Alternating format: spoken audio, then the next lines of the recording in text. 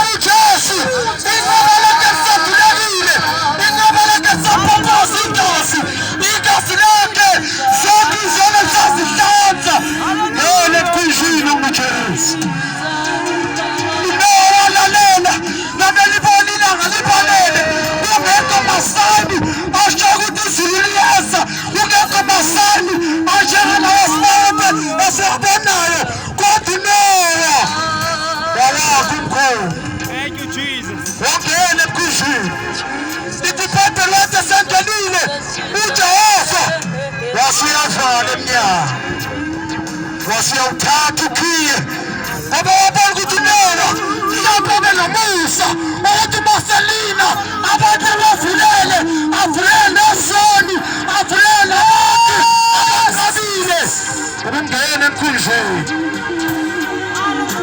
wawuthatha ukhiye uJehova wakhuphukela nawe ezulwini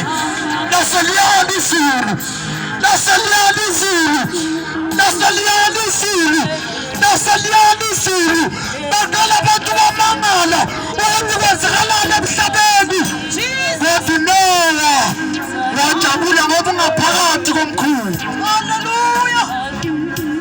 Ngizothi bafowethu badadewethu mama wami baba wami nakho ukukhupha uJesu balekelani kuwe uJesu wayindlela leqiniso ethi yena akekho ozobona uNkulunkulu ngaphandle kwakhe bonke abantu bangena ngaye ngaphandle kaJesu ngeke uzombona uNkulunkulu ngaphandle kwaJesu ngeke uzohamba kule ndlela yesibini kuJesu indlela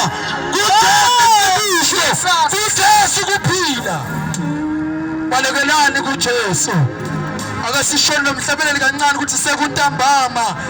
Oh mighty God, ilanga seliyashona nakamathunzi semade wona ngicela sisamo ulihube kancane sesiyathandaza egameni lenkosi uJesu sekuntambama ilanga seliyashona abantu ilanga lempilo yabo seliyashona abantu imihla yabo semncane bazophila abalele basalibona walakusasa abalele basalibona ilanga ezayo nonke abathunzi asemade ilanga lempilo yakho seliyashona ubasize